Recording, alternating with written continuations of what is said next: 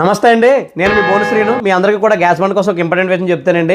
చాలామంది అంటే gas bund book చేసుకుంటారు కదండి. బుక్ చేసుకోగానే డెలివరీ బాయ్ మన గ్యాస్ బండ్ ఇచ్చేసిన తర్వాత డైరెక్ట్గా ఇంట్లో పెట్టేసుకుంటారండి. అలా చేయకూడదు అనమాట, చాలా తప్పు అనమాట.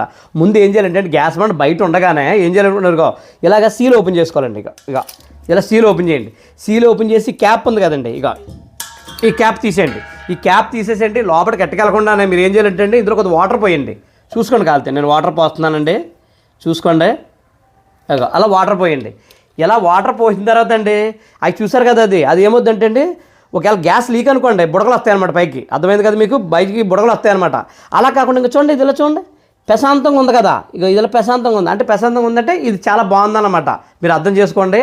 బుడగలు వస్తే లీక్ అవునట్టు, బుడగలు రాకపోతే ప్రశాంతంగా బండ బాగున్నట్టు అనమాట అండి. ఒకవేళ బుడగలు వచ్చినాయి అనుకోండి, వెంటనే మీకు గ్యాస్ బుక్ మీద ఏజెన్సీ నెంబర్ ఉంటుంది కదా, ఆ నెంబర్ కాల్ చేస్తే వాళ్ళు వస్తారండి. వచ్చి మళ్ళీ బండని రీప్లేస్ చేస్తారనమాట. అలా కాకుండా లీక్ వచ్చిన బండి ఇంట్లో పెట్టుకున్నారనుకో చాలా ప్రమాదం అనమాట. కొంత అర్థం చేసుకోండి. మీ మంచి కోసం చెప్తున్నాను అనమాట. మీ మంచి కోరుకున్నాను కాబట్టి పని కట్టుకుని నేను ఈ విషయాలు తెలుసుకొని మరీ చెప్తున్నాను అనమాట అండి. ఈ వీడియో ఇంతేనమాట. ఈ వీడియో చాలా ఇంపార్టెంట్ వీడియో, 10 మందికి ఉపయోగపడే వీడియో. మీకు కూడా తెలుసు కదా, కాబట్టి ఈ వీడియో 10 మందికి షేర్ చేయండి.